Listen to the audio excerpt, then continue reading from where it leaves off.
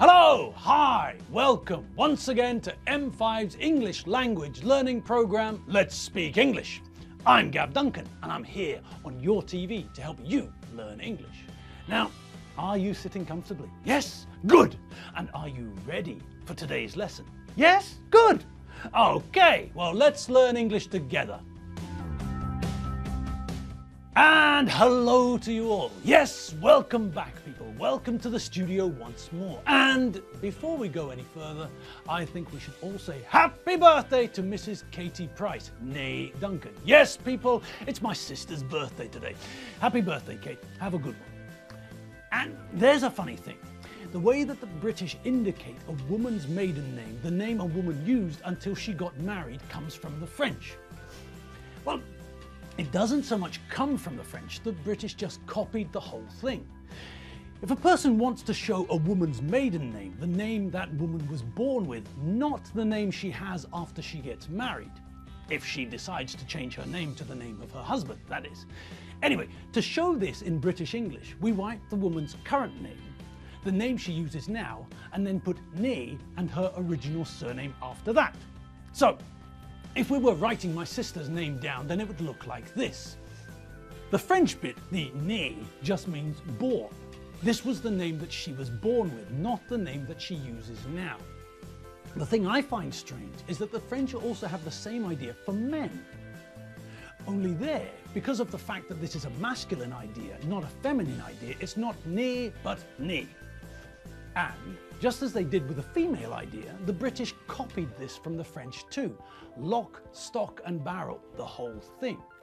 But, and this is where I find it confusing, I can't think of a situation where a man changes his name to his wife's name.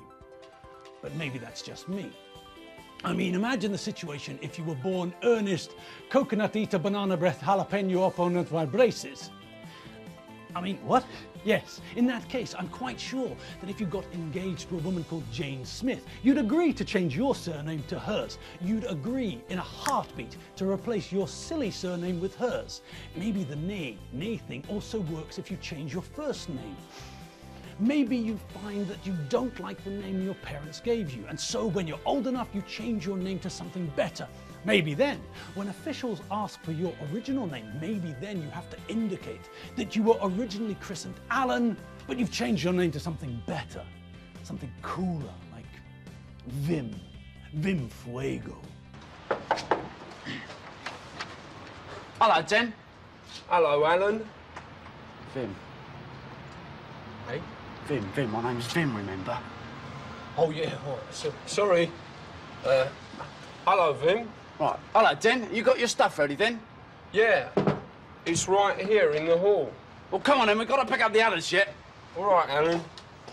Oh, sorry. Right, Vim. Vim. Right. OK, I'm off now, Mum. Bye. All right, enough about silly names and changing names and things like that. We're here, and we're here. Yes, we're here, people, and it's time to start the mini revision week. Yes, it's week 110, and that's a number which can be divided by 5 with no remainder. So, let's have a look back at some of the stuff that we've seen in the last 4 weeks. Okay then, let's get stuck in. Word order, here we come! All right, now, as we all remember, we were thinking about an exercise where we have to rearrange the words so that they're in the right order. We have to create order out of chaos! The words are all jumbled up. There are different tenses to be considered, there are adverbs, auxiliary verbs, and a whole mess of other bits and pieces as well. The first one, which we did as an example, started off with a past simple question. Well, that's what we had to make out of the scrambled spaghetti collection of words that we were given. Number 1. Has lesson she kung fu a week every? Past simple question. Do you all remember? Yes, it was a right pig's breakfast, wasn't it? It was, but we can handle all sorts of breakfasts, can't we? Yes. So we know that we had to turn this collection of words into a past simple question. And that means that we remember that we need to use an auxiliary verb. If the verb in the sentence was the verb to be, then we wouldn't need an auxiliary verb. When we ask questions using the verb to be in the past simple, all we have to remember is that the verb to be in the past simple has two forms, depending on the subject. I was, you were, he, she, it was, and we, you, and they were. Here, however, because the sentence doesn't feature the verb to be, we have to use the past simple form of the verb to do as the auxiliary, did. So, we start with the auxiliary verb did. And it's an easy one, isn't it? Yes, it's did for all the subject forms. Good. Then we followed the auxiliary verb with the subject, she, and followed the subject with the main verb. In which form? Yes, that's right. In past simple questions, we conjugate the auxiliary verb, not the main verb. So the main verb remains in the infinitive, have. And then what? Well, after the main verb comes the object. In this case, a kung fu lesson. And what do we need to finish? Yes, that's right, Mrs. Golden Girdle. We finished with the adverb of time clause and a question mark. We went from this, has lesson she kung fu a week every, to this, did she have a kung fu lesson every week? Excellent. Okay, so now that we've all been reminded of what we have to do, let's see the other sentences that we've got to disentangle. Number 1, the deep be water. Present simple question. Number 2, take sugar do he his coffee in. Positive present simple statement question tag. Number 3, they the no answer. Past simple question. Number 4, we not work, we go Disneyland to tomorrow. Present continuous negative, present continuous positive.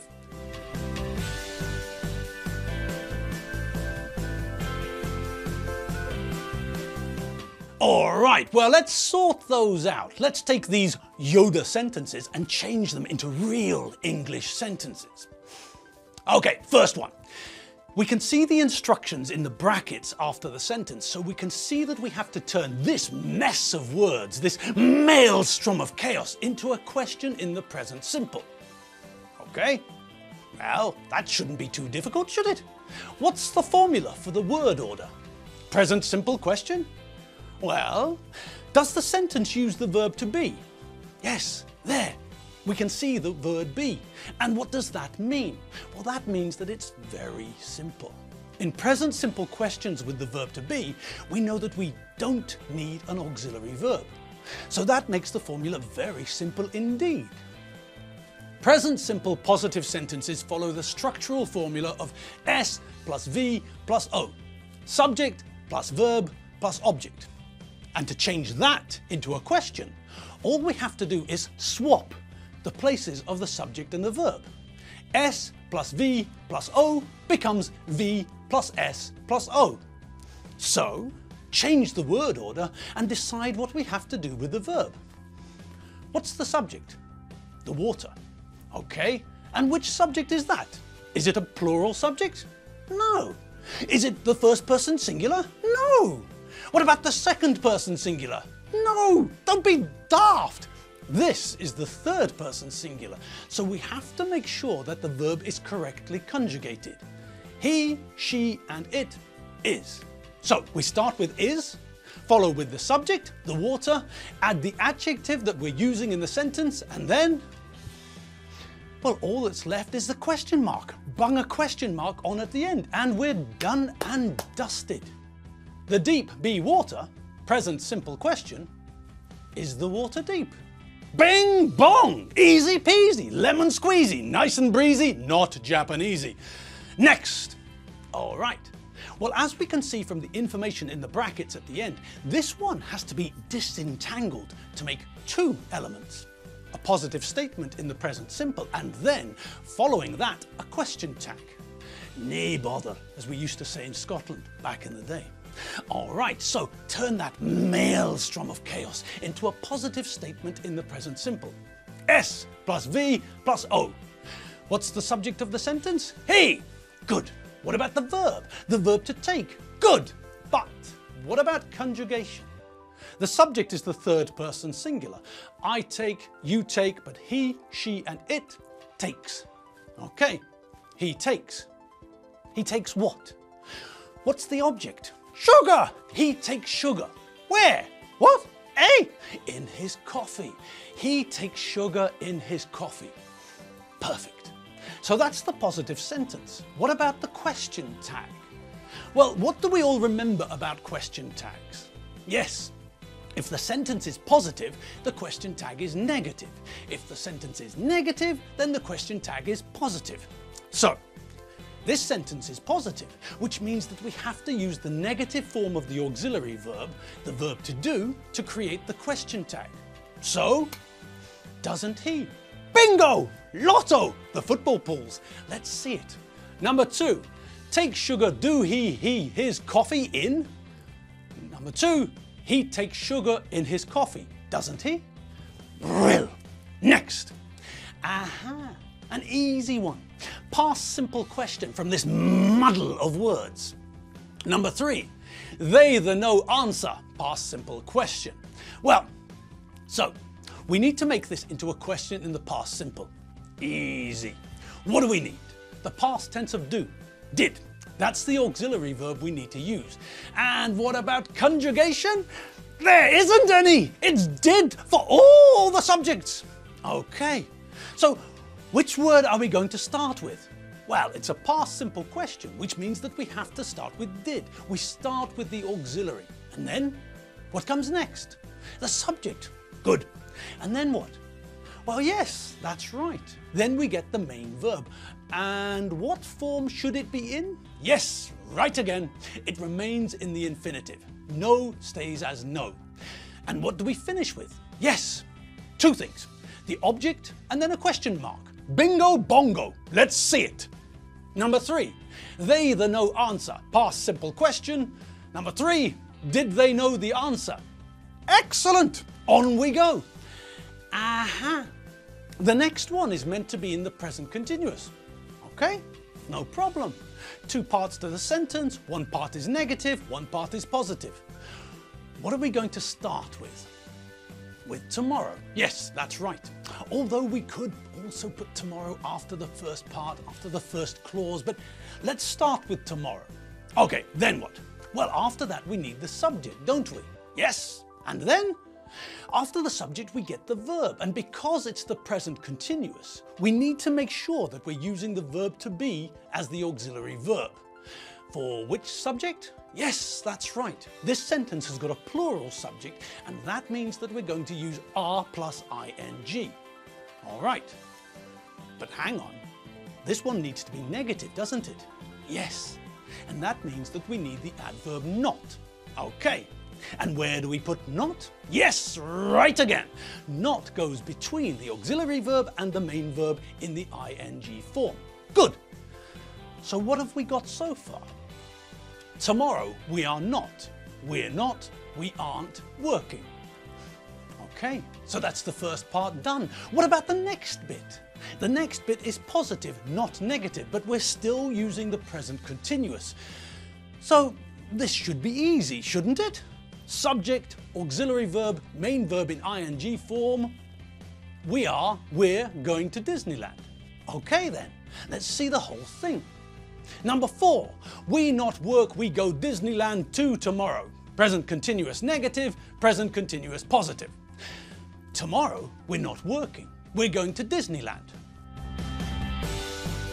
And that's it. Yes, we're done for the day. The first lesson, the first mini revision lesson of the week of mini revision lessons has come to a close, and it's time for us to all go home, have a coffee and get some rest. Then, after awakening bright and early tomorrow, we'll be in fine form, ready for tomorrow's mini revision session. So, enjoy your coffee, finish your chores, and after you've played frisbee with the llamas and practiced judo with the gibbons, get some rest so that you're fresh and ready for tomorrow when it comes.